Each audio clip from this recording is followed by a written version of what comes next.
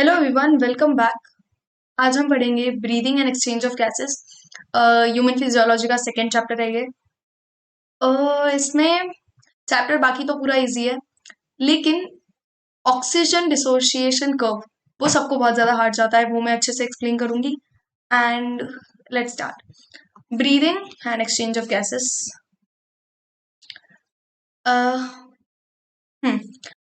As you have read earlier, oxygen is utilized by organisms to indirectly break down nutrient molecules like glucose and to derive energy for performing various activities. तो energy बनाने के लिए हमें ज़रूरत होती है, compounds का break down करने के लिए हमें O2 की रिक्वायरमेंट होती है। Carbon dioxide, which is harmful, is also released during the above catabolic reaction. CO2 release होता है, हम बाहर release कर देते हैं. It is therefore evident that O2 has to be continuously provided to cells and CO2 produced by the cells have to be released out. CO2 हमें release out करना है, O2 हमारी body के लिए requirement है. This process of exchange of O2 from atmosphere with CO2 produced by cells is called breathing. इस ही को हम breathing बोलते हैं, commonly known as respiration. Place your hands on your chest. You can feel the chest moving up and down. You know that it is due to breathing. How do we breathe? The respiratory organs and the mechanism of breathing are described in the following section of this chapter. तो देखेंगे हम breathing क्यों करते हैं, वो तो हमें यही पता चल गया। हमारी बॉडी के लिए ऑक्सीजन रिक्वायरमेंट है, CO2 वेस्ट प्रोडक्ट है, तो उसे हमें बॉडी के बाहर निकालना है। Okay, respiratory organs. Mechanism of breathing vary among different group of animals depending mainly on their habitats and level of organisation. वो कैसी जगह पे रहते हैं, उनका लेवल ऑफ ऑर्गेनाइजेशन क्या है। जैसे होता है cellular level, tissue level, organ system level, तो उनका ऑर्गेनाइजेशन कैसा है उस पर बहुत ज्यादा डिपेंड करता है कि रेस्पिरेटरी ऑर्गन्स कैसे रहेंगे, और उनके हैबिटेट पे भी कि वो कैसे एनवायरमेंट में रहते हैं। Lower invertebrates like sponges, coelenterates, flatworms, जो लोअर इनवर्टिब्रेट्स है, उनमें exchange of O2 with CO2 by simple diffusion over their entire body surface. Earthworms use their moist cuticle and insects have a network of tubes, tracheal tubes, to transport atmospheric gas within the body. तो tracheal tubes भी होती है. Special vascularized structures called gills are used by most aquatic arthropods and mollusks, whereas vascularized bags called lungs are used by terrestrial forms for exchange of gases. तो देखो, जो aquatic है, aquatic arthropods, mollusk, ये ना gills जैसे structures use करते हैं breathe करने के लिए। फिशेस गिल्स यूज करती है, और हम ह्यूमंस या फिर बहुत सारे लैंड एनिमल्स हो गए, वो लंग्स यूज करते हैं। हायर एनिमल्स लंग्स यूज करते हैं। Among vertebrates, fishes use gills, whereas reptiles, birds, mammals respire through lungs. तो देखो, रेप्टाइल्स में, बर्ड्स में और हम में, मैमल्स में लंग्स होते हैं। Amphibians like frog can respire through their moist skin also. जो amphibians है frogs के जैसे, तो उनकी moist skin से भी वो respiration कर सकते हैं। Mammals have well developed respiratory system. फिर कॉकरोच का भी देखो, कॉकरोच में तो ऐसे उनकी बॉडी की साइड में होल्स होता है, वहां से वो ब्रीथ कर लेते हैं।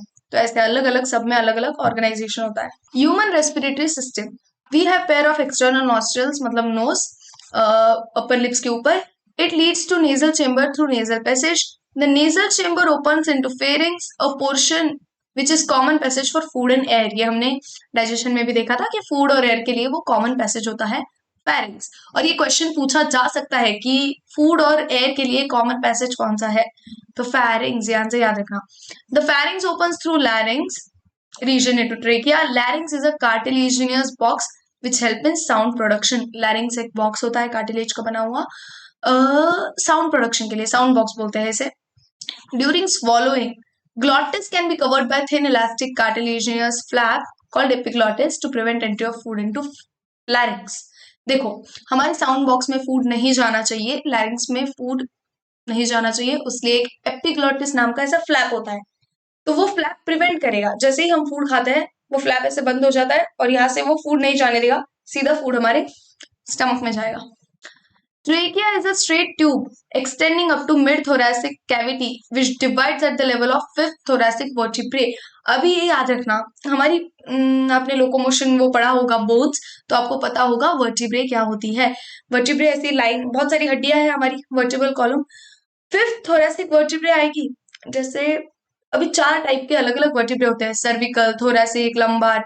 तो जब फिफ्थ थोरेसिक वाला वर्टिब्रे उस वाले एरिया में हमारा जो ट्रेकिया है, वो ट्रेकिया ऐसा ट्यूब है, वो डिवाइड हो जाएगा लंग्स में। ओके, तो ये बात याद रखना। Fifth, thoracic vertebrae into right and left primary bronchi. इन्होंने इसने अभी जो ये दो बनाए, ये प्राइमरी ब्रोंकाई है, फिर ये आगे चल के जो डिवाइड करेंगे ये बनाएंगे secondary bronchi and all. Each bronchi undergoes repeated divisions to form secondary and tertiary bronchi and bronchioles, ending up in very thin terminal bronchioles. तो जैसे मैंने आपको बताया, जो हमारा मेन ट्रेकिया है वो दो इसमें डिवाइड हो जाता है फिफ्थ थोरेसिक वर्टिब्रे पे, ये दो इसमें आगे डिवाइड होता है, आगे बहुत ज्यादा ये डिवाइड हो जाता है किसमें, सेकेंडरी टर्शियरी ब्रोंकाई में। इससे सेकेंडरी ब्रोंकाई निकलेंगे, उससे टर्शियरी ब्रोंकाई निकलेंगे, ending up in very thin terminal bronchioles. And में एकदम टर्मिनल ब्रोंक्यूल्स होते हैं। The trachea, primary, secondary and tertiary bronchi and initial bronchioles are supported by incomplete cartilaginous ring. अभी देखो ये इतना इंपॉर्टेंट पॉइंट है, ये पूछा जाता है कि कंप्लीट कार्टिलेजिनस रिंग्स होती है या इनकम्प्लीट होती है, किस किस के पास है। देखो, द ट्रेकिया के पास है रिंग्स, प्राइमरी है, सेकेंडरी, टर्शियरी ब्रोंकाई और इनिशियल ब्रोंक्यूल्स। कार्टिलेजिनस रिंग किस किस के पास प्रेजेंट है, trachea, primary, secondary, tertiary bronchi, मतलब वो जो ब्रांचेस डिवाइड हो रही है, और इनिशियल ब्रोंक्यूल्स के पास। स्टार्टिंग में ब्रोंक्यूल्स के पास भी रिंग्स होती है और ये इनकम्प्लीट रिंग्स है, यहां तक याद रखो। Each terminal bronchiole gives rise to number of very thin, irregular walled and vascularized bag-like structure alveoli. अभी जैसे ये हमारा ट्रेकिया है, जैसे रुको नेक्स्ट फिगर ही है तो मुझे ड्रॉ करने की जरूरत नहीं। ये है हमारा ट्रेकिया ये फिफ्थ थोरेसिक वर्टिब्रे पे दो इसमें डिवाइड हो गया, ये आगे प्राइमरी, फिर सेकेंडरी इसमें गया, ब्रोंकाई, ब्रोंक्यूल्स तक पहुंचा, एंड में ये जो आपको ऐसे स्ट्रक्चर दिख रहे हैं छोटे छोटे, ये है एल्वियोलाई। ऐसी वस्कुलराइज्ड बैग होती है, और इन्हें वस्कुलराइज्ड बैग इसलिए बोला है बिकॉज इनके पास ब्लड वेसल्स होती है, ब्लड वेसल से ये कवर होती है ऑलमोस्ट, और वही से ब्लड में हमारा लाइक डिफ्यूजन होगा, जो मैंने आपको बताया। The branching network of bronchi, bronchioles, alveoli comprise of lungs. We have two lungs which are covered by double layered pleura. तो डबल लेयर प्लेउरा होता है, उसके बीच में प्लूरल फ्लूइड मिलेगा दो लेयर्स के बीच में। It reduces friction on lung surface. The outer pleural membrane is in close contact with thoracic, कहा गया thoracic lining, whereas inner pleural membrane is in close contact with lung surface. तो जो बाहर वाली मेम्ब्रेन है वो thoracic cavity के ज्यादा क्लोज है, और अंदर वाली जो मेम्ब्रेन है वो लंग्स के ज्यादा क्लोज है। ये यहाँ पे मेम्ब्रेन्स की बात हो रही है, ये यहाँ पे देखो प्लूरल मेम्ब्रेन्स। ओके, फिर ये पूरा ही डायग्राम देख लो, ये है एपिग्लोटिक्स, ये है लैरिंग्स हमारा साउंड बॉक्स, ये है ट्रेकिया, फिर ये दो इसमें डिवाइड हो गया, ये है ब्रोंकस, ये है छोटे छोटे ब्रोंक्यूल्स, उसके बाद एल्वेओलाई, ये इन दोनों के बीच में दो प्लूरल मेम्ब्रेन्स के बीच में प्लूरल फ्लूइड, ये है डायफ्राम, ये किस काम आता है आपको आगे पता चलेगा, ये है हार्ट, और ये है हमारे दो लंग्स। देखो अभी बेसिकली ब्रीदिंग होती कैसे है, एक ओवरव्यू जान लेते हैं। सबसे पहले तो मैंने एयर अंदर ली, एयर गई मेरी बॉडी में, वो गई ट्रेकिया के थ्रू, ये हमारा trachea wait, we need a laser pointer, यहाँ से वो गई एयर, अभी वो इधर गई इसके अंदर गई और वो पहुंच गई एल्वियोलाई तक। एल्वियोलाई कवर्ड है ब्लड वेसल से, ये सपोज एल्वियोलाई है तो यहाँ से ऐसे वेट, यहाँ से ऐसे ब्लड वेसल्स लगे हुए हैं, ओके, एल्वियोलाई के ऊपर, होप ये दिख रहा है आपको। तो ये जो ब्लड वेसल्स है, इससे डिफ्यूजन होता है ब्लड में, जो भी CO2 होगा वो एल्वियोलाई में आएगा, एल्वियोलाई में जो भी ऑक्सीजन होगा, जो अभी अभी मैंने ब्रीथ किया है, वो ऑक्सीजन ब्लड में चला जाएगा, और ब्लड वो ऑक्सीजन पूरी बॉडी को देगा, और जो भी कार्बन डाइऑक्साइड वेस्ट उसने ला के दिया है वो एल्वियोलाई में डालेगा, एल्वियोलाई के थ्रू मैं फिर से उसको यहाँ से मैंने उसको फिर से बाहर फेंक दिया बॉडी के। ये है बेसिकली ब्रीदिंग। अभी देखो, the part starting with external nostrils up to terminal bronchioles constitute conducting part. मतलब देखो, एक्सटर्नल नॉस्ट्रिल्स यहाँ से नोज से लेके तो ब्रोंक्यूल्स तक, एकदम एंड वाले ब्रोंक्यूल्स तक कंडक्टिंग पार्ट होता है, और जो हमारा एल्वियोलाई और ब्लड वेसल है वो एक्सचेंज पार्ट होता है, उसको रेस्पिरेटरी पार्ट भी बोलते हैं। And there ducts form respiratory और exchange part of respiratory system. The conducting part transports atmospheric air to alveoli. जो हमारा कंडक्टिंग पार्ट है, मतलब जो एरिया जहां से एयर जा रही है, वो ट्रांसपोर्ट करेगा obviously clears it from foreign particles. तो वो क्या करता है, जो भी हम अंदर एयर ले रहे हैं उसको फॉरेन पार्टिकल्स से लाइक क्लियर करेगा, ह्यूमिडिफाई करेगा, and also brings air to body temperature, उस एयर को हमारी बॉडी टेम्परेचर पे भी लाएगा। Exchange part is the site of actual diffusion, जो मैंने बोला कि एल्वेओलाई और उसकी ब्लड वेसल्स, वो एक्चुअल वहां पे डिफ्यूजन हो रहा है O2 और CO2 का between blood and atmospheric air. Okay, यहाँ तक समझी बात। The lungs are situated in thoracic chamber which is anatomically an airtight chamber। ये स्टेटमेंट बहुत ज्यादा इंपॉर्टेंट है। The thoracic chamber is formed dorsally by vertebral column। देखो हमारा जो thoracic chamber होता क्या है, हम कभी भी thorax ये वाले एरिया को रेफर करने के लिए बोलते हैं, एब्डोमेन नीचे वाले एरिया को रेफर करने के लिए बोलते हैं। तो जो हमारा thoracic chamber है जहाँ पे lungs है, वो कैसे बनाया हुआ है, आगे है स्टर्नम। ओके, आगे एक छोटी सी बोन होती है बीच में, स्टर्नम बोन बोलते हैं उसको। पीछे है वर्टिब्रल कॉलम, वेंट्रली स्टर्नम, आगे स्टर्नम, डॉर्सली पीछे है वर्टिब्रल कॉलम, साइड में है रिब्स, दोनों साइड ऐसे रिब्स होते हैं, और नीचे वाली साइड है डायफ्राम। तो ऐसे हमारा ये एयर टाइट चेम्बर बना हुआ है। The thoracic chamber is formed dorsally by vertebral column, पीछे से vertebral column, ventrally by sternum, आगे से sternum, laterally by ribs, side से रिब्स, एंड लोअर साइड पे नीचे डोम शेप्ड डायफ्राम, ये हमने देखा, यह है नीचे से diaphragm. Okay, the anatomical setup of lungs in thorax is such that any change in volume of thorax cavity will be reflected in lungs pulmonary cavity। The anatomical setup of lungs in thorax is such that any change in volume of thoracic cavity। देखो ये जो thoracic cavity क्या है, हमारी body में lungs है, जो thoracic cavity ये बनी हुई है, तो उस थोरैसिक चेम्बर के बाहर वाला एरिया जहां पे ये चेम्बर सिचुएटेड है, थोरैसिक कैविटी वो हो गई। और पल्मिनरी कैविटी क्या होती है, लंग्स के अंदर वाला एरिया, ये है पल्मिनरी कैविटी, जहाँ पे जो जगह होती है, सबसे पहले तो कैविटी मतलब कहीं भी स्पेस जगह, उसको कैविटी बोला जाता है। तो हाँ, वही बोल रही थी मैं, थोरैसिक कैविटी लंग्स के बाहर वाली, thoracic cavity, thoracic chamber, pulmonary cavity मतलब लंग्स के अंदर वाली।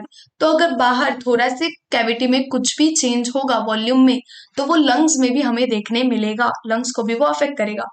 Such an arrangement is essential for breathing as we cannot directly alter pulmonary volume। हम directly pulmonary volume को alter नहीं कर सकते, हमें thoracic volume को alter करना पड़ता है।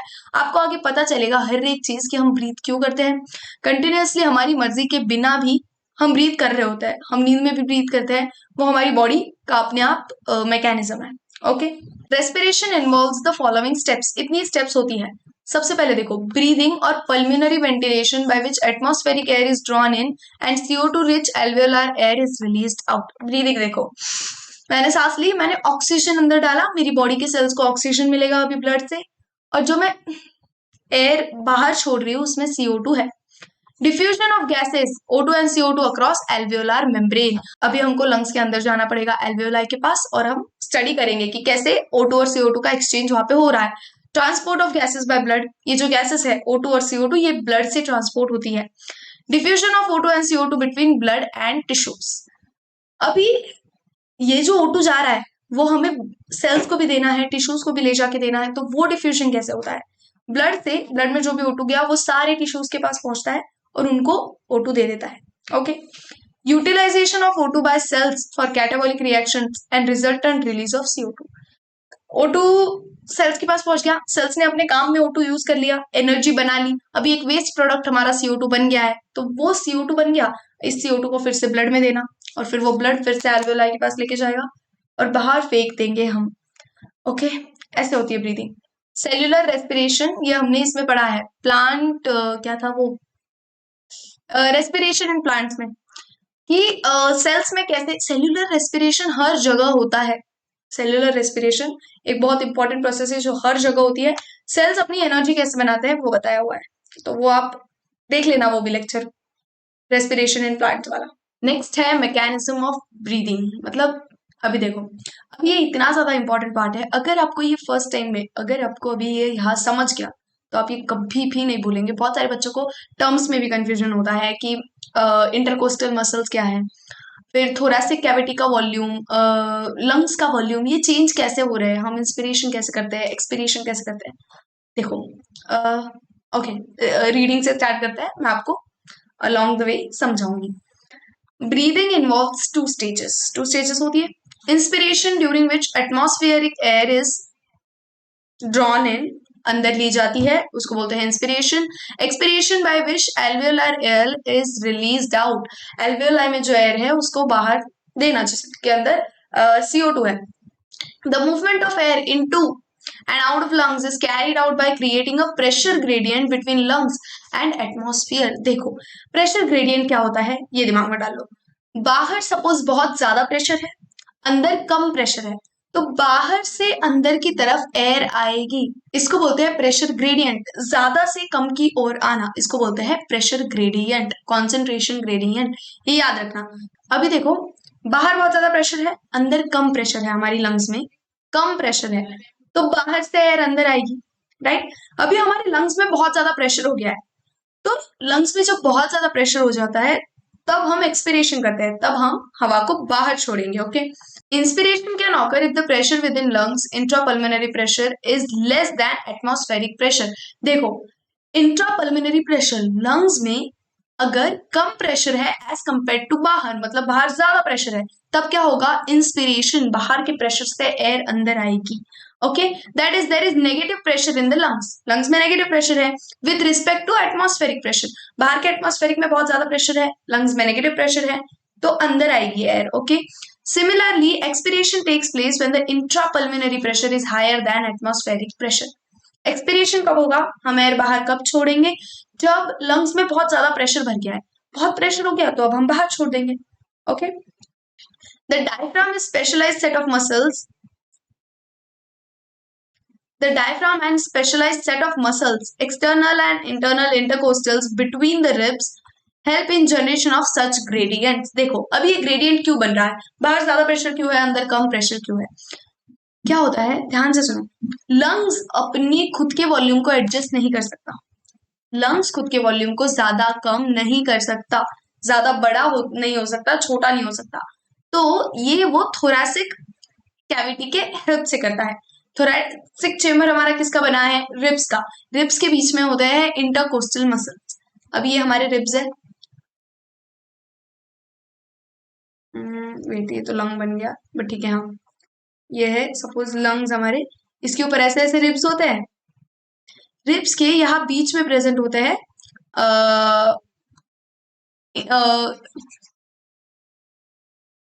सपोज ये हमारे रिब्स है. ओके.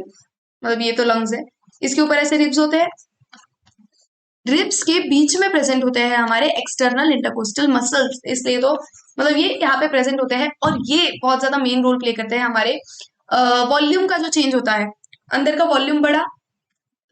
एक आपको ये बात पता होनी चाहिए कि जब वॉल्यूम बढ़ेगा, volume is inversely proportional to pressure, ये पता ही होगा. देखो जितनी कम जगह, वॉल्यूम मतलब जगह ही काइंड ऑफ होता है, जितनी कम जगह में ज्यादा चीज रखेंगे तो प्रेशर बढ़ेगा. जगह कम है तो प्रेशर ज्यादा रहेगा, वॉल्यूम कम है तो प्रेशर ज्यादा रहेगा. वॉल्यूम ज्यादा है, बहुत सारी जगह है, तो प्रेशर क्यों है, सारी चीजें फैली हुई है, ज्यादा प्रेशर नहीं है, तो कभी भी volume is inversely proportional to pressure. अगर हम लंग्स का वॉल्यूम बढ़ाएंगे, सपोज हमने लंग्स का वॉल्यूम बढ़ा लिया, ओके, वॉल्यूम बढ़ गया, अभी बहुत सारी जगह है, तो प्रेशर ऑब्वियसली कम हो जाएगा ना, एयर को अच्छी खासी जगह है रहने के लिए. लेकिन जैसे ही लंग्स का वॉल्यूम कम होगा, प्रेशर बढ़ जाएगा अंदर लंग्स के. जैसे ही प्रेशर बढ़ेगा, हम एयर बाहर ये कर देंगे, क्या बोलते हैं, एक्सपिरेशन कर देंगे. ओके. आपको ये बातें आई होप समझ आ रही है. तो ये जो इंटरकोस्टल मसल्स होते हैं, इनकी हेल्प से हम हमारे थोरैसिक चेम्बर का वॉल्यूम चेंज करते हैं. अगर थोरैसिक चेम्बर का वॉल्यूम बढ़ गया तो हमारे लंग्स का वॉल्यूम बढ़ता है, और अंदर एयर जाने के लिए लंग्स का वॉल्यूम बढ़ गया तो अभी एयर अंदर जाएंगे, क्योंकि प्रेशर कम हो गया ना, वॉल्यूम बढ़ गया, प्रेशर कम हो गया, अंदर प्रेशर कम है, बाहर प्रेशर ज्यादा है, एयर अंदर जाएगी. फिर वापस से लंग्स का वॉल्यूम कम हो गया, वॉल्यूम कम हो गया तो प्रेशर बढ़ गया ऑब्वियसली. अगर वॉल्यूम कम हो गया तो प्रेशर बढ़ गया, प्रेशर बढ़ गया, अभी हमको एयर को बाहर एक्सपायर करना है. हाँ होप यहाँ तक रामायण समझिए आपको मैंने जो जो बोला. चलो. Inspiration is initiated by contraction of diaphragm which increases the volume of thoracic chamber in antero posterior axis. अभी ध्यान से सुनो. Inspiration is initiated by concentration of, sorry contraction, concentration नहीं, कॉन्ट्रैक्शन ऑफ डायफ्राम। अभी हमारा डायफ्राम कहाँ गया, ये देखो ये है। इसका कॉन्ट्रैक्शन कैसे होता है पता है? डायफ्राम अभी नॉर्मली ऐसा है, इसका जो कॉन्ट्रैक्शन होगा ये नीचे चला जाएगा, ऐसा हो जाएगा, ऐसे नीचे, ऐसे है नॉर्मली, ऐसे है नॉर्मली, ये ऐसा हो जाएगा। मतलब इसने इतना ऐसे नीचे जाके जगह दे दी बहुत सारी। तो इंस्पिरेशन कैसे होता है? सबसे पहले तो contraction of diaphragm, the inspiration is initiated by contraction of diaphragm. Diaphragm कौन से कॉन्ट्रैक्ट किया, नीचे गया, मतलब अभी जगह बढ़ गई। जगह कैसे बढ़ी है? Antero posterior axis. अभी ध्यान से सुनो, ये वाली भी टर्म्स आपको पता होनी चाहिए। एंटेरियो पोस्टीरियर एक्सिस मतलब एंटेरियर मतलब ऊपर वाला पार्ट, पोस्टीरियर मतलब नीचे वाला पार्ट, ऊपर नीचे, anterior posterior, okay. Dorso ventral, dorsal पीछे, वेंट्रल आगे। तो अगर हम ऐसे बात कर रहे हैं, ऐसे, तो ये हो गया डॉर्सो वेंट्रल। अगर हम ऐसे बात कर रहे हैं तो ये हो गया एंटेरियो पोस्टीरियर। अगर डायफ्राम नीचे गया तो इसने वॉल्यूम कैसे बढ़ाया, कौन सी एक्सिस में वॉल्यूम बढ़ाया? एंटेरियो पोस्टीरियर में, राइट। जब इंटरकोस्टल मसल्स हमारे वो वॉल्यूम बढ़ाएंगे तो वो डॉर्सो वेंट्रल एक्सिस में बढ़ाएंगे, क्योंकि वो ऐसे लगे हुए हैं, राइट। होप आपको समझ आ रही है। The contraction of external intercostal muscles lifts up the rib. अभी देखो एक्सटर्नल इंटरकोस्टल मसल्स है, मैंने बताया आपको रिब्स के बीच में होते हैं, तो उन्होंने वॉल्यूम बढ़ाया, तो ये डॉर्सो वेंट्रल एक्सिस हो गई, राइट। डॉर्सो पीछे, वेंट्रो आगे, डॉर्सो वेंट्रल एक्सिस, ओके। बहुत ज्यादा रिपीट कर रही हूं मैं। Sternum causing an increase in volume of thoracic chamber in dorsoventral axis. अभी ये दोनों स्टेटमेंट का मैंने एकदम एग्जैक्ट मीनिंग बताया है आपको। The overall increase in thoracic volume causes similar increase in pulmonary volume. अगर थोरैसिक वॉल्यूम का चेंज होगा तो वो ही पल्मिनरी वॉल्यूम में देखने मिलेगा। मैंने आपको बताया कि लंग्स खुद से वॉल्यूम चेंज नहीं कर सकता है।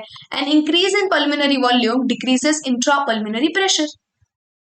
वॉल्यूम इंक्रीज हो गया मतलब जगह बढ़ गई, तो प्रेशर कम हो गया, इंट्रा पल्मिनरी प्रेशर मतलब लंग्स के अंदर वाला pressure, to less than atmospheric pressure, बाहर के प्रेशर से कम हो गया, which forces the air from outside to move into lungs. यहाँ पे बहुत ज्यादा जगह है तो एयर से अंदर जाएगी, ओके। इसको बोलते हैं inspiration. Relaxation of diaphragm and intercostal muscles return the diaphragm and sternum to their normal positions. अभी डायफ्राम रिलैक्स कर गया, वो ऐसे ऐसे कॉन्ट्रैक्ट किया हुआ था, ऐसे नीचे था, अभी ये रिलैक्स कर गया, मतलब ये फिर से ऐसा हो गया डायफ्राम। हमारे जो मसल्स से आगे आए वाले थे, एक्सटर्नल इंटरकोस्टल मसल्स जो रिब्स के बीच में होते हैं, उन्होंने भी रिलैक्स कर दिया, रिलैक्स हो गए वो, तो अभी हमारा वॉल्यूम एकदम कम हो गया, फिर से वॉल्यूम कम हो गया। पहले हमने ऐसे फूला फूला के वॉल्यूम बढ़ा रखा था दोनों एक्सिस में, एंटीरियर पोस्टीरियर डॉर्सो वेंट्रल, अभी हमने वॉल्यूम फिर से नॉर्मल कर दिया, तो अभी एयर बहुत ज्यादा हो गई, प्रेशर बढ़ गया, वॉल्यूम कम हुआ, प्रेशर बढ़ गया, तो अभी हमको एयर को बाहर निकालना है, तो volume and thereby pulmonary volume, this leads to increase in intra pulmonary pressure. अभी प्रेशर बढ़ जाएगा अंदर, right.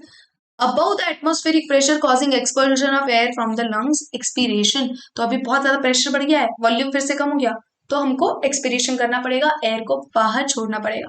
We have the ability to increase the strength of inspiration and expiration with the help of additional muscles in the abdomen। हम strength भी कम कर सकते हैं, ज्यादा कर सकते हैं।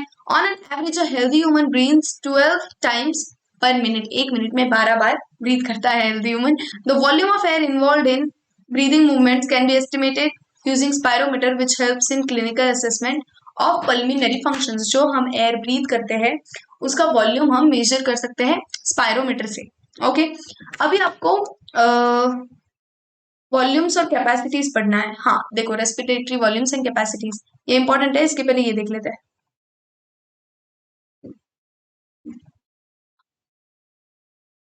देखो ये है इंस्पिरेशन।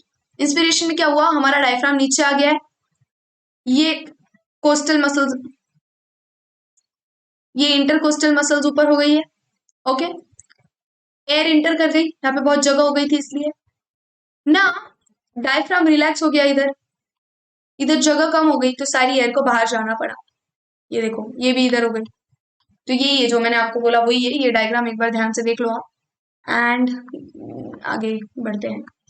देखो, respiratory volumes and capacities. Tidal volume मतलब देखो क्या होता है, वॉल्यूम ऑफ एयर इंस्पायर्ड और expired during a normal respiration. Normal हम सांस लेते हैं छोड़ते हैं तो जितना अमाउंट ऑफ है उसको बोलते हैं tidal volume. 500 ml air.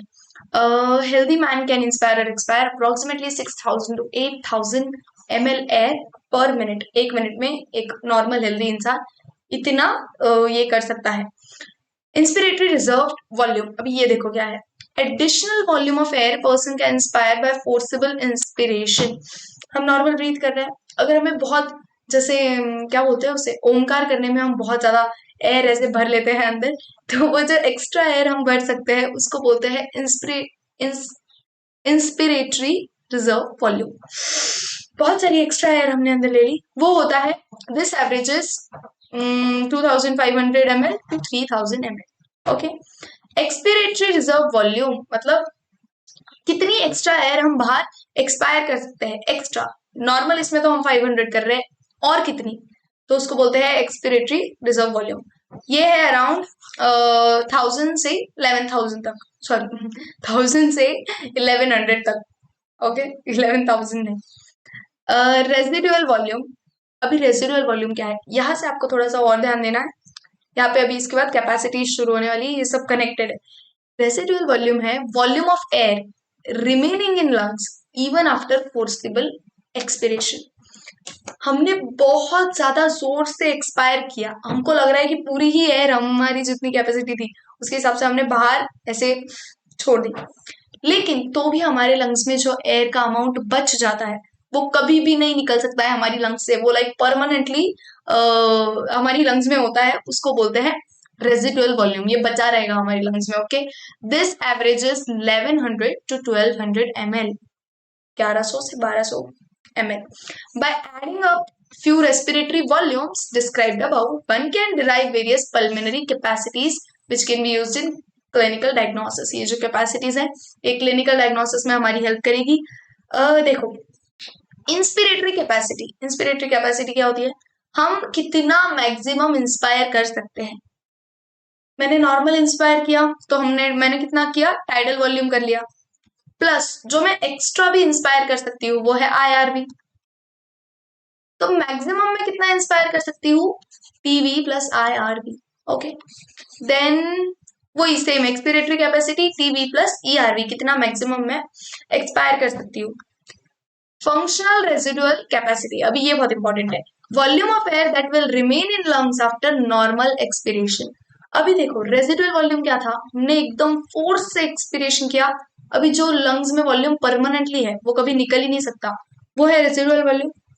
Functional residual capacity क्या है, हमने नॉर्मल एक्सपिरेशन किया तो लंग्स में कितना बच रहा है, अभी मैं नॉर्मली ब्रीथ किया, ब्रीथ आउट किया, ब्रीथ आउट करने के बाद जितना लंग्स में बचा है वो होगा फंक्शनल रेजिडुअल कैपेसिटी। तो आप ही बताओ ये क्या होगा, एक तो जो एयर परमानेंटली लंग्स में है वो तो रहने ही वाली है, तो रेजिडुअल वॉल्यूम रहेगा, और मैंने फोर्सिबल एक्सपिरेशन नहीं किया तो मेरा जो ERV है वो भी अंदर ही है, तो वो रहेगा।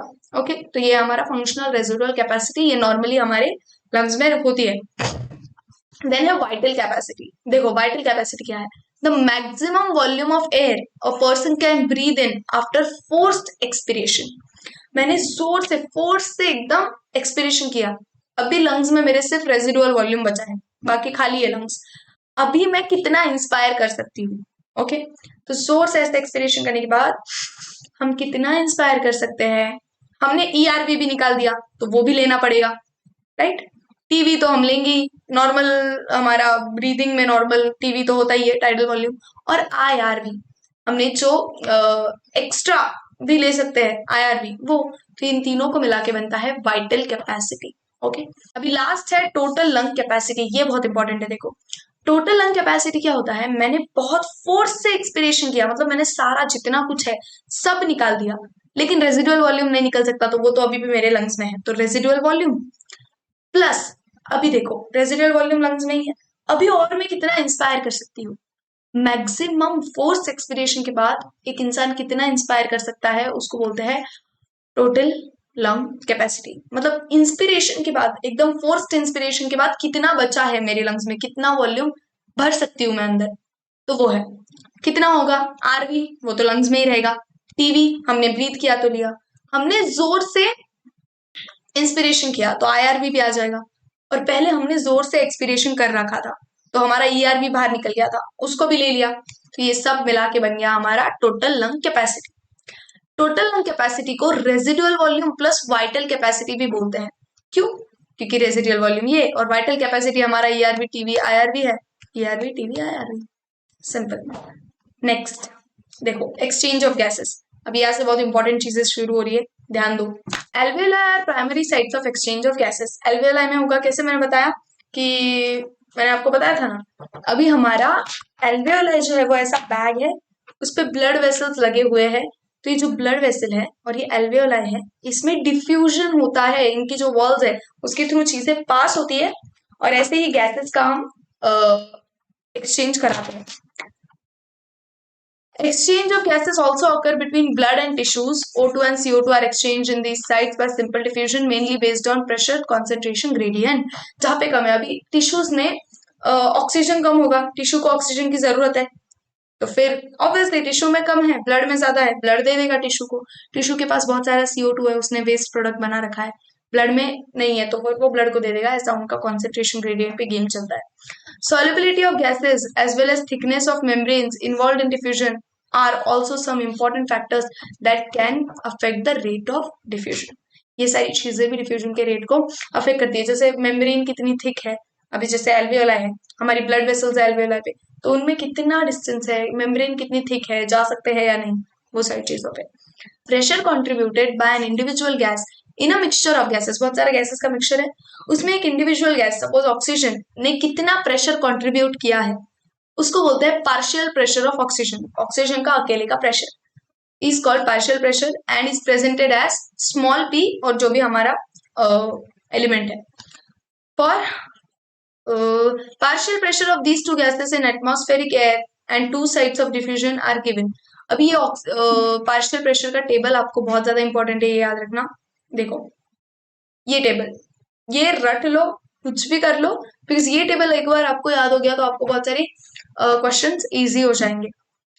देखो रेस्पिरेटरी एयर, ये है O2 CO2, इनका पार्शियल प्रेशर किधर कितना है, अगर आपको ये समझ गया आपको पूरा लेसन समझ गया। एटमॉस्फेरिक एयर में 159 है। सबसे पहले एक फैक्ट दिमाग में डाल लो, पता ही होगा आपको, कॉन्सेंट्रेशन ग्रेडियंट ज्यादा से कम की ओर जाएगा, तो अभी हर जगह याद रखो जहां पे ज्यादा है उससे कम की ओर जाएगा। एटमॉस्फेयर में 159 है, एल्वियोलाई में 104 है, किधर जाएगा, एटमॉस्फेयर से एल्वियोलाई में। किया मैंने इंस्पायर, गया मेरी एल्वियोलाई में। अभी एल्वियोलाई में ब्लड में है 40, क्योंकि डीऑक्सीजनेटेड ब्लड है, एल्वियोलाई की ब्लड वेसल्स में सपोज डीऑक्सीजनेटेड ब्लड है, तो वहां पे ऑक्सीजन ऑब्वियसली डीऑक्सीजनेटेड ब्लड है तो ऑक्सीजन कम है, तो उसका 40 ही है अमाउंट, तो 104 से किधर जाएगा, 40 की तरफ। ऑक्सीजन आ गया ब्लड में, अगर ऑक्सीजन ब्लड में आ गया तो ब्लड बन गया ऑक्सीजनेटेड, राइट, अभी ब्लड बन गया है ऑक्सीजनेटेड, ये ऑक्सीजनेटेड ब्लड में अभी 95 हो गई मतलब वैल्यू, ये ऑक्सीजनेटेड ब्लड जाएगा टिश्यूज के पास, टिश्यूज के पास 40 ही है ऑक्सीजन की पार्शियल प्रेशर, तो 95 से 40 की ओर जाएगा।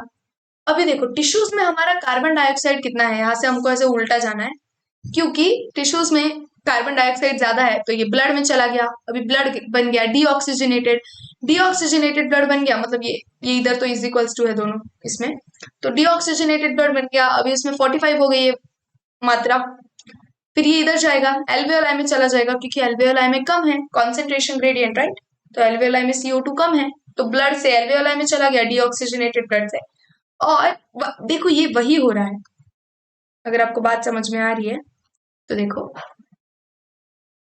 CO2 गया एल्वियोलाई में, क्योंकि एल्वियोलाई के पास कम था, मैंने अभी अभी ब्रीथ किया है तो ऑक्सीजन एल्वियोलाई के पास बहुत ज्यादा है, ऑक्सीजन डीऑक्सीजनेटेड ब्लड को दे दिया, डीऑक्सीजनेटेड ब्लड ऑक्सीजनेटेड हो गया, और उसी ब्लड ने CO2 एल्वियोलाई को दे दिया, फिर अभी इधर CO2 की वैल्यू ज्यादा हो गई एल्वियोलाई में और बाहर कम है, तो एल्वियोलाई CO2 को बाहर फेंक देगा हमारे बॉडी के, सीधी बात। आई होप आपको ये समझा है। अ gradient is present for CO2 in opposite direction. देखो वही तो बोला मैंने, ये CO2 का ऑपोजिट डायरेक्शन में है। From tissues to blood and blood to alveoli, क्योंकि CO2 को हमारी बॉडी में वो बन रहा है और उसको हमें बाहर भेजना है, तो उसका ग्रेडियंट उल्टा है। ऑक्सीजन को हम बाहर से अंदर ले रहे हैं और उसको पूरी बॉडी तक भेजना है। As the solubility of CO2 is 20 to 25 times higher than O2, the amount of CO2 that can diffuse through diffusion membrane per unit difference in partial pressure is much higher compare to the O2। देखो basically यहाँ पे इतना बोला है कि CO2 ज्यादा soluble है as compare to O2, इसलिए CO2 जल्दी पास हो जाता है, उसकी कैपेसिटी पास होने की ज्यादा है। The diffusion membrane is made up of 3 layers, 3 major layer की हमारी डिफ्यूजन मेम्ब्रेन बनी है, namely thin squamous epithelium. Alveoli, alveoli पे एकदम ऐसी थिन स्क्वामस एपिथेलियम बनी होती है। डिफ्यूजन बाउंड्री, कभी भी डिफ्यूजन बाउंड्री स्क्वामस एपिथेलियम की होंगी, पतली पतली, क्योंकि हमको आज से मेन डिफ्यूजन वाला काम कराना है। द एंडोथेलियम ऑफ एल्वियोलार कैपिलरीज, तो वो जो एल्वियोलाई पे ये जो कैपिलरीज लगी है मैंने बोला था आपको, उस कैपिलरी की membrane. And then the basement substance in between them, उनके बीच में एक बेसमेंट सब्सटेंस होता है। However its total thickness is much less than a millimeter, ये तीनों लेयर की टोटल थिकनेस मिलीमीटर से भी बहुत कम है। Therefore, all factors in our body are favorable for diffusion of O2 from alveoli to tissues and that of CO2 from tissues to alveoli। तो सारे factors favourable है। ओके, इनको ही बोलते हैं फेवरेबल फैक्टर्स, जो हेल्प कर रहे हैं, जो अपने को उस डायरेक्शन में पुश कर रहे हैं। अभी ये देखो, ये है और एक इम्पोर्टेंट कथा सुनो। जो मैंने आपको बताया सारा पार्शियल प्रेशर का गेम है, वो ही एक और बार ध्यान से क्लियरली सुन लो। तो देखो ये बॉडी है हमारी, बॉडी में CO2 बन रहा है जो हमारे काम का नहीं है, तो ये टिश्यूज ने क्या किया, टिश्यूज ने, सेल्स ने CO2 दे दिया ब्लड में। ओके, अभी ये ब्लड में CO2 आ गया, ये डीऑक्सीजनेटेड ब्लड बन गया, राइट। ये जो डीऑक्सीजनेटेड ब्लड है ये जाएगा हार्ट के पास, जा रहा है अभी भी, और ये पहुंच गया हार्ट में। हार्ट ने ब्लड को बुम पंप किया, ब्लड गया ऊपर, अभी भी ये ऊपर जा रहा है। ये ऊपर कहाँ जा रहा है, ये गया लंग्स में। लंग्स में कौन मिला हमें, एल्वियोलाई, ये हमारा सुंदर सा एल्वियोलाई, ये हमें लंग्स में मिला। डीऑक्सीजनेटेड ब्लड जो अभी यहाँ पे है लंग्स में पहुंचा, उसका पार्शियल प्रेशर ऑक्सीजन का कितना है, 40। यहाँ पे दिख रहा है ऑक्सीजन का पार्शियल प्रेशर 40 ही है, लंग्स में 104 है, तो 104 से 40 की ओर आएगा, तो ऑक्सीजन हमारे ब्लड में आ गया। हम कौन सा वाला ब्लड लाए थे, डीऑक्सीजनेटेड ब्लड, और डीऑक्सीजनेटेड ब्लड में क्या होता है, कार्बन डाइऑक्साइड भर भर के, तो ये कार्बन डाइऑक्साइड आया। CO2 की वैल्यू यहाँ पे कितनी है देखो, 40 है एल्वियोलाई में, और हमारे डीऑक्सीजनेटेड ब्लड में है 45, तो 45 से 40 की ओर जाएगा, CO2 चला गया एल्वियोलाई में। इतना एक मेन प्रोसेस हो गया, हमारे पास ऑक्सीजन आ गया, उनके पास CO2 भेज दिया हमने। ये CO2 एल्वियोलाई लंग्स मिलके बाहर हमारी बॉडी के बाहर एक्सहेल कर देते हैं। अभी जो हमारा ऑक्सीजन वाला ब्लड है यहाँ पे, जिसमें ऑक्सीजन भरा हुआ है, ये ब्लड आगे जा रहा है, जा रहा है, जा रहा है, जा रहा है, ये हार्ट के पास, हार्ट में पहुंच गया।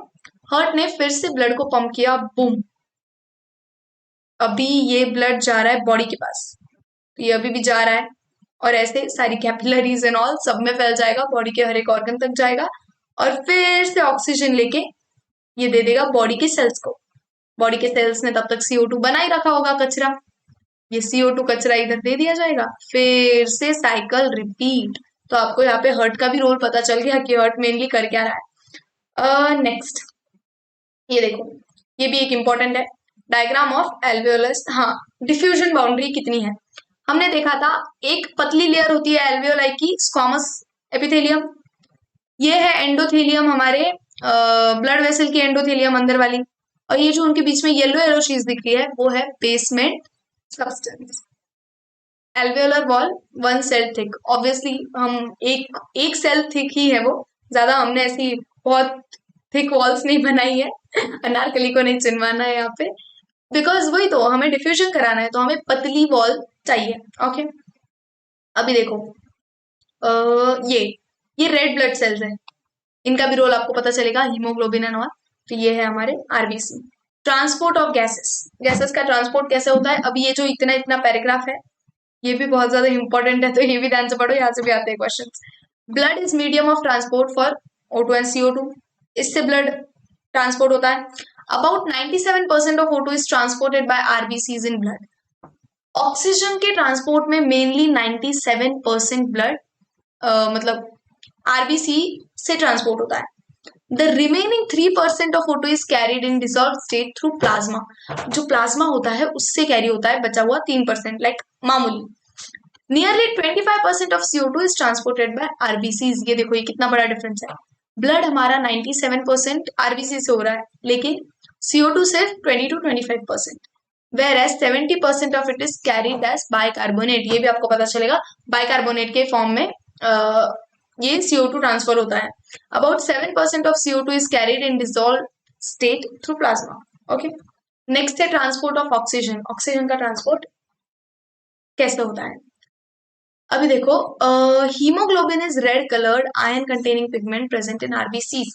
यहाँ पे हमने ये आरबीसीज देखी, ये लेके जाएंगे ऑक्सीजन को। कैसे? एकदम बेसिक से ध्यान से सुनो। आरबीसीज के अंदर हीमोग्लोबिन नाम का red colour ion containing pigment होता है। ये पिगमेंट की 4 चेन होती है, 4 चेन का बना हुआ, लाइक प्रोटीन की चेन्स का बना हुआ हीमोग्लोबिन है। O2 can bind with haemoglobin in a reversible manner. मतलब O2 हीमोग्लोबिन से जुड़ भी सकता है, निकल भी सकता है। तो ये जैसे ही ऑक्सीजन आएगा हमारे आरबीसीज में, ये हीमोग्लोबिन से जुड़ जाएगा और बनाएगा oxy haemoglobin. Each haemoglobin molecule can carry maximum 4 molecules of O2। 4 O2 के मॉलिक्यूल्स, 4 ऑक्सीजन के मॉलिक्यूल्स एक साथ कैरी कर सकता है haemoglobin. Binding of oxygen with haemoglobin is primarily related to partial pressure of O2। ये बाइंडिंग किस किस चीजों पे डिपेंडेंट है? Partial pressure of O2। जहां पे ऑक्सीजन का प्रेशर बहुत ज्यादा रहेगा वो जल्दी जल्दी बाइंड हो जाएंगे। Partial pressure of CO2, hydrogen ion concentration and temperature and other factors which can interfere with its binding.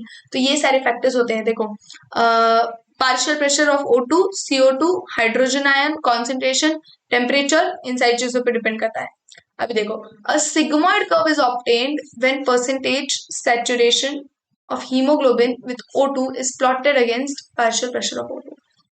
ये बहुत इंपॉर्टेंट है। ऑक्सीजन डिसोसिएशन कर्व समझना बहुत ज्यादा इंपॉर्टेंट है। ये अभी मैं रीड नहीं कर रही हूँ, मैं आपको कर्व समझा देती हूँ होता क्या है। अभी अपने कान खोल लो दिमाग भी खोल लो, क्योंकि चीजें जानी चाहिए अंदर। देखो, सैचुरेशन क्या होता है? सैचुरेशन का मीनिंग है जितनी भी चीजें हैं वो फुल हो चुकी है, उसको बोलते हैं सैचुरेशन। कोई भी चीज का सैचुरेशन कब आता है? जब फुल हो जाते हैं। सपोज ये एग्जांपल मैंने पहले भी कोई लेक्चर में दे रखा है आई गेस। सपोज बहुत सारे लोग हैं यहाँ पे, और यहाँ पे बहुत सारी ऑटो रिक्शा है। ओके, तो इन लोगों को ऑटो रिक्शा में बैठना है। ये लोग अभी इस ऑटो में बैठ गए, इस ऑटो में बैठ गए, इस ऑटो में बैठ गए, लोग खत्म हो गए। ओके, लोगों को जहां जाना चलेगा, ये 2 ऑटोस बच गए और बहुत सारे ऑटोस बच गए। ओके, अभी अभी क्या हुआ? बहुत सारे लोग आ गए। ओके, बहुत सारे लोग आ गए, अब वो ऑटो में बैठना शुरू हो गए। सारे ऑटोस फुल हो गए, और तो भी यहाँ पे लोग बचे हैं। सारे ऑटोस फुल हो गए, सारे ऑटोस चले गए उनके कस्टमर को छोड़ने, तो भी यहाँ पे लोग बचे हैं। इसको बोलते हैं सैचुरेशन। मतलब अभी मैं कितने भी और लोग लाके खड़े करूं, स्पीड नहीं बढ़ेंगी लोगों को पहुंचाने की। ओके, राइट, तो इसको बोलते हैं सैचुरेशन। सैचुरेशन समझ गया। अभी ऑक्सी हीमोग्लोबिन जो बनता है, ऑक्सीजन और हीमोग्लोबिन जुड़ता है, उसका भी एक सैचुरेशन आ जाता है, उसको बोलते हैं, यहाँ पे देखो पार्शियल प्रेशर ऑफ ऑक्सीजन दे रखा है 100 है यहाँ पे पार्शियल प्रेशर, और ये है percentage saturation of haemoglobin with oxygen. 100% saturation कब आ जाएगा? सैचुरेशन मतलब मैंने बताया, मतलब ऐसा कब हो जाएगा कि अभी हीमोग्लोबिन के मॉलिक्यूल बचे ही नहीं है, ऑक्सी हीमोग्लोबिन का सैचुरेशन आ गया है, मतलब इतने ही ऑक्सी हीमोग्लोबिन बन सकते हैं अभी। तो ये है 100% सैचुरेशन वाला पॉइंट, मतलब इसके ऊपर हो ही नहीं सकता है कुछ। ये 100% सैचुरेशन। अभी ग्राफ भी ऐसा हो गया है, ऊपर ही जा रहा है ग्राफ, देखो। तो इसको बोलते हैं 100% सैचुरेशन। 50% सैचुरेशन कहाँ हो रहा है देखते हैं, यहाँ पे परसेंट में दे रखा है। 50% सैचुरेशन हो रहा है यहाँ पे,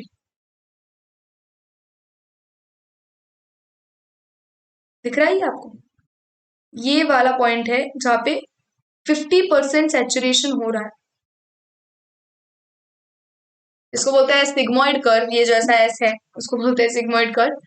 तो ये वाले पॉइंट पे हमारा 50% सैचुरेशन हो रहा है। तो जहाँ पे 50% सैचुरेशन हो रहा है वो पॉइंट है हमारा P50। P50 बोलेंगे इसको, क्योंकि यहाँ पे 50% सैचुरेशन हो रहा है, ये इसके आसपास। ओके, अभी देखो, आपको ये अंडरस्टैंड करने के लिए मैं बता रही हूँ। सपोज ये ग्राफ मैंने निकाला, आपको कैसे क्वेश्चन आता है पता है नीट में? इस ग्राफ पे से ये क्वेश्चन आते हैं कि अगर ये ग्राफ राइट की ओर गया तो एसोसिएशन है या डिसोसिएशन है। एसोसिएशन डिसोसिएशन आपको पता है। एसोसिएशन कहाँ होगा? जहाँ पे ऑक्सीजन बहुत ज्यादा है और जहाँ पे ब्लड ऑक्सीजन को अपने अंदर ले रहा है, हीमोग्लोबिन, ऑक्सी हीमोग्लोबिन बन रहा है, ऑक्सीजन और हीमोग्लोबिन बन रहा है। ऑक्सी हीमोग्लोबिन कहाँ पे बनेगा? एल्वेओलाई में। और डिसोसिएशन कहाँ पे होगा? टिश्यूज में, बिकॉज टिश्यूज में हमको ऑक्सीजन को देना है ना, उनको दे देना है टिश्यूज को, तो वहां पे डिसोसिएशन होगा। एसोसिएशन और डिसोसिएशन कहाँ पे होगा? देखो, ये है सपोज मेरा नॉर्मल ग्राफ, और ये है एक और ग्राफ। ये दोनों सिग्मोइड कर्व्स है। ये है यहाँ पे, मैंने आपको यहाँ पे हमारा P50, जहाँ पे 50% सैचुरेशन हो रहा है, वो है P50। ओके, P50 इसका इधर है, इस वाले पॉइंट पे। ये सपोज 30 है। ओके, यहाँ पे ऐसे में लिख रही हूँ। अगर इसका P50 30 पे है और इसका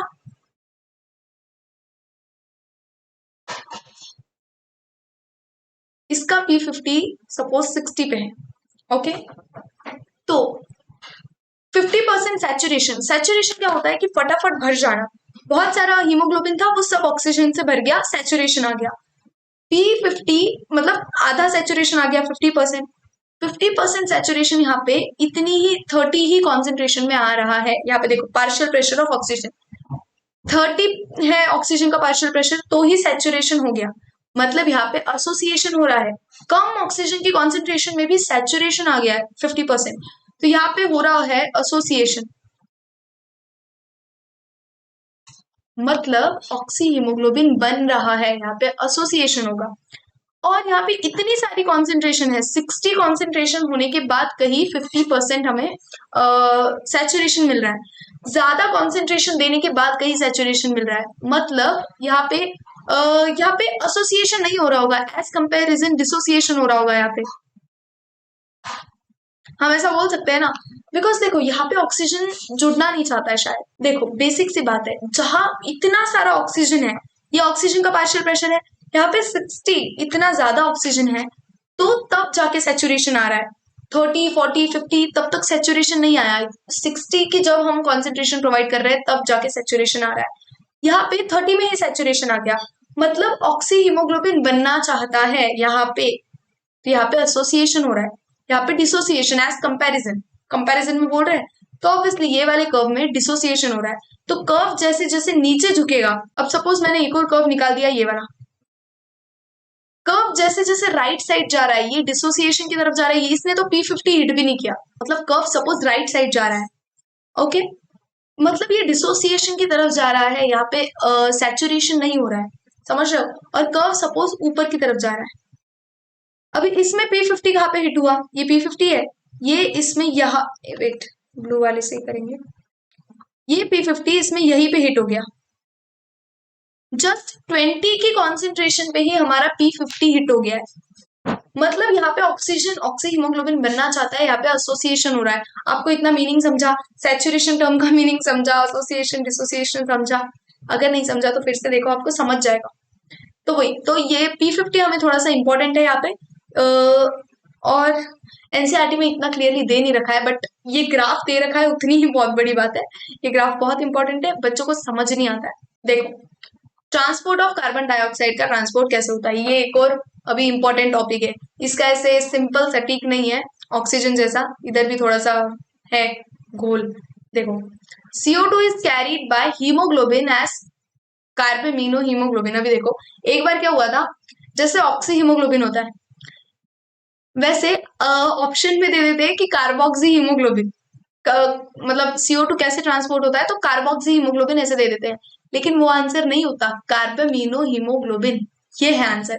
कार्बोक्सी हीमोग्लोबिन कब बनता है? जब CO जुड़ेगा, कार्बन मोनोऑक्साइड जब हीमोग्लोबिन से जुड़ेगा तो वो कार्बोक्सी हीमोग्लोबिन बनेगा। कार्बन डाइऑक्साइड जुड़ेगा तो carbamino haemoglobin. About 20 to 25% carbamino haemoglobin बनेगा। This binding is related to partial pressure of CO2, partial pressure of O2 is a major factor which could affect this binding. Okay, O2 का partial pressure भी ये binding को affect करेगा, because फिर O2 जुड़ जाएगा ना। व्हेन PCO2 इज हाई, मतलब पार्शियल प्रेशर CO2 का ज्यादा है और O2 का कम है, more binding of carbon dioxide occurs, whereas जब पार्शियल प्रेशर CO2 का कम है और O2 का ज्यादा है तो dissociation of CO2 from carbamino haemoglobin takes place. जहाँ पे बहुत ज्यादा O2 है और पार्शियल प्रेशर CO2 का कम है तो वहां पे डिसोसिएशन होगा। एसोसिएशन कब होगा? जब बहुत ज्यादा कार्बन डाइऑक्साइड है। CO2 is bound to hemoglobin from tissues is delivered at alveoli। जो भी टिश्यूज पे हम CO2 कलेक्ट कर रहे हैं वो हम alveoli में ले जाके दे देंगे कि भाई इसे बाहर फेंक दो, ये चाहिए नहीं हमारी बॉडी को। RBCs contain a very high concentration of enzyme carbonic anhydrase and minute quantities of same present in the plasma too। देखो हमारा RBC है, सपोज ये है हमारा रेड ब्लड सेल। ये रेड ब्लड सेल के अंदर है एक एंजाइम। कौन सी एंजाइम? Carbonic anhydrase. ये एंजाइम क्या करती है? देखो, this enzyme facilitates the following reaction in both direction. ये एंजाइम ये वाली रिएक्शन कराती है। हमारे आरबीसी के अंदर है, लोकेशन कहाँ है? आरबीसी के अंदर और प्लाज्मा में भी होती है। ये एंजाइम क्या करेगी? CO2 जो है, CO2 और वाटर कार्बोनिक एनहाइड्रेस बना लेंगी H2CO3। H2CO3 बना लिया ये वाली डायरेक्शन में, और अभी ये टूट भी सकता है फिर से, तो कार्बोनिक एनहाइड्रेस की मदद से बाइकार्बोनेट आयन बन गया और H+ बन गया। तो लाइक दो स्टेप में इसने बाइकार्बोनेट बना दिया और H+ बना दिया। तो जो हम हाइड्रोजन आयंस की इतनी देर से बात कर रहे हैं, हम बाइकार्बोनेट्स की बात कर रहे हैं, वो ये है बाइकार्बोनेट आयन ये वाला, और ये है हाइड्रोजन आयन। ओके, तो इनकी कॉन्सेंट्रेशन भी मैटर करती है। अभी देखो कहीं पे बहुत ज्यादा हाइड्रोजन आयन है और बाइकार्बोनेट आयन है, तो तब क्या बनेगा? अगर इधर वाली कॉन्सेंट्रेशन ज्यादा है तो रिएक्शन ये डायरेक्शन में जाएगी, राइट? और इधर वाली कॉन्सेंट्रेशन ज्यादा है तो रिएक्शन ये डायरेक्शन में जाएंगी, सीधी बात। At the tissue site where partial pressure of CO2 is high due to catabolism, CO2 diffuses into blood, RBCs in plasma and forms bicarbonate and H+। देखो ये है हमारा CO2, ये बहुत ज्यादा है टिश्यूज के पास, टिश्यूज ने ब्लड में दे दिया। ब्लड में ये एंजाइम की वजह से, कार्बोनिक एनहाइड्रेट की मदद से ये बन गया बाइकार्बोनेट और H+। At the alveolar site where partial pressure of CO2 is low, alveoli पे CO2 का पार्शियल प्रेशर बहुत कम है, तो CO2 कम है तो रिएक्शन ये वाली डायरेक्शन में जाएगी, CO2 बना देगी और हम CO2 को एक्सहेल कर देंगे। तो ऐसे ये बाइकार्बोनेट के फॉर्म में भी ट्रेवल करता है। टिश्यूज से बाइकार्बोनेट बन के आएगा, मतलब ब्लड में बन जाएगा वो वाली साइड से, और फिर वैसे ट्रेवल करके फिर से CO2 बन जाएगा। Every 100 ml of deoxygenated blood delivers approximately 4 ml of CO2। Her 100 millilitre of blood में 4 ml CO2 होता है और 5 ml O2 होता है, ऑक्सीजन। ये भी देखो ऑलमोस्ट ये लास्ट पार्ट है, इसके बाद डिसऑर्डर्स है। रेगुलेशन ऑफ रेस्पिरेशन, रेगुलेशन कैसे होता है? दो टाइप से, एक तो न्यूरल है, दूसरा केमिकल है। देखो, human beings have significant ability to maintain and moderate respiratory rhythm to suit demands of body. कभी हम हाईली ऐसे ब्रीदिंग करते हैं, कभी नॉर्मल चल रहा है, तो देखो this is done by neural system. A specialized center present in medulla region of brain called respiratory rhythm center is primarily responsible for regulation। ये सपोज है हमारा ब्रेन, यहाँ पे है सपोज हमारा, ऐसे मैं निकाल रही हूँ, ऐसा कुछ होता नहीं है, तो ये है सपोज हमारा पॉन्स, और यहाँ पे ऐसा मेड्यूला। ब्रेन में अच्छे से होते हैं ये स्ट्रक्चर्स, मैं जस्ट आपको निकाल के बता रही हूँ। तो देखो ये जो मेड्यूला वाला रीजन है, मेड्यूला में एक सेंटर प्रेजेंट होता है जिसको बोलते हैं रेस्पिरेटरी रिदम सेंटर। ओके, ये रेस्पिरेटरी रिदम सेंटर यहाँ पे प्रेजेंट है। और देखो another centre present in pons region of brain called pneumotaxis centre, ये यहाँ पे है एक न्यूमोटैक्सिक सेंटर। हैंडराइटिंग बहुत ही खराब है और स्पेलिंग भी सेंटर। ओके, ये दो सेंटर्स है, ये रेगुलेट करते हैं, इनका बड़ा इंपॉर्टेंट काम है। देखो, neural signal from this centre can reduce duration of inspiration and thereby alter respiratory rate. तो न्यूमोटैक्सिक सेंटर से जो हमें इंस्पिरेशन का रेट हम मैनेज कर सकते हैं, न्यूमोटैक्सिक सेंटर से, जो पॉन्स में प्रेजेंट है। A chemosensitive area is situated adjacent to rhythm centre which is highly sensitive to CO2 and hydrogen ions. देखो, अभी यहाँ पे कीमो सेंसिटिव एरिया प्रेजेंट है। कीमो सेंसिटिव एरिया क्या होता है? ये एरिया CO2 और हाइड्रोजन आयंस को सेंसिटिव होता है। सेंसिटिव मतलब उनकी कॉन्सेंट्रेशन में कुछ भी चेंज आएगा तो इस एरिया को पता चल जाएगा, सेंसिटिव टू CO2 और H+। याद रखो, यहाँ पे ऑक्सीजन का कोई रोल नहीं है। CO2 की कॉन्सेंट्रेशन ज्यादा हुई कम हुई, H+ की कॉन्सेंट्रेशन ज्यादा हुई कम हुई, इसको पता चलेगा। ये है कीमोसेंसिटिव एरिया। ऑक्सीजन से इसको घंटा फर्क नहीं पड़ता है। ओके, और होते हैं क्या, कैरोटिड आर्टरी, एरोटिक आर्क और कैरोटिड आर्टरी, वहां पे भी प्रेजेंट होते हैं कीमो सेंसिटिव एरिया। वो कीमो सेंसिटिव एरिया सेंस कर लेंगे कि ब्लड में CO2 की कॉन्सेंट्रेशन ज्यादा हो गई है, कम हो गई है, H+ की हो गई है। ऑक्सीजन से इन्हें नहीं पड़ता है फर्क, तो CO2 की कॉन्सेंट्रेशन का कुछ भी हुआ तो इसको फिर से सिग्नल भेजेंगे कि मॉडरेट करो अच्छे से। Increase in these substances can activate this centre. Pneumotaxic centre को इंफॉर्मेशन मिल जाती है, मुझे हिचकी आ रही है, इंफॉर्मेशन मिल जाती है CO2 और H+ की कॉन्सेंट्रेशन में गड़बड़ है, तो ये जो हमारा पॉन्स में न्यूमोटैक्सिक सेंटर है, ये रेस्पिरेटरी रिदम सेंटर को बताएगा कि ऐसा ऐसा गड़बड़ है, which in turn can signal rhythm centre to make necessary adjustment in respiratory process by which these substances can be eliminated. तो इनको एलिमिनेट कर दिया जाता है, मतलब अगर सपोज बहुत ज्यादा CO2 एंड ऑल हो गया तो हैवी ब्रीदिंग करके हम एक्सेल कर सकते हैं। Receptors associated with aortic arc and carotid artery can also recognize changes in CO2 concentration and send necessary signals to rhythm center for remedial actions। मतलब जो मैंने बोला, एरोटिक आर्क और कैरोटिड आर्टरी में भी जो कीमोसेंसिटिव रिसेप्टर्स होते हैं, वो रेस्पिरेटरी रिदम सेंटर को भेज सकते हैं मैसेज कि भाई दिक्कत आ गई है, ठीक करो। रेस्पिरेटरी रिदम सेंटर एक्ट करेगा accordingly. The role of oxygen in regulation of respiratory rhythm is quite insignificant. Oxygen का कोई रोल नहीं है। अगर आप ऑप्शन में पूछ लिया गया, अगर क्वेश्चन में पूछ लिया गया तो ध्यान से लगा देना। लास्ट पार्ट है डिसऑर्डर्स, इतना ही है ये। एस्थमा में क्या होता है? Difficulty in breathing causing wheezing due to inflammation of bronchi and bronchioles. Bronchi और ब्रोंक्यूल्स में इन्फ्लेमेशन होना शुरू हो जाता है। एम्फाइसेमा देखो, is a chronic disorder in which alveolar walls are damaged due to which respiratory surface is decreased. Respiratory surface ही decrease हो गई बिकॉज एल्वियोलाई की वॉल्स ही डैमेज हो गई। One of the major causes of this is cigarette smoking. Occupational respiratory disorders.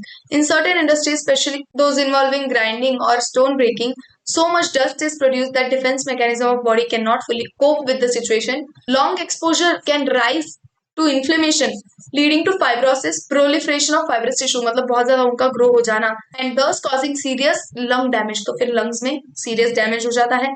Occupational respiratory disorders में मतलब ऐसी इंडस्ट्री में काम करने वाले लोगों के साथ। Workers in such industry should wear protective mask. Body cope नहीं कर पाती है तो फिर ऐसी प्रॉब्लम्स होती है, तो इसलिए ये तो लेसन हो गया।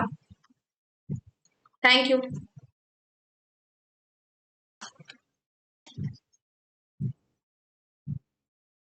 हिचकियां बंदी हो रही है मुझे। Thank you. एनसीईआरटी एक बार ध्यान से रीड कर लेना, इजी है लेसन। Bye bye.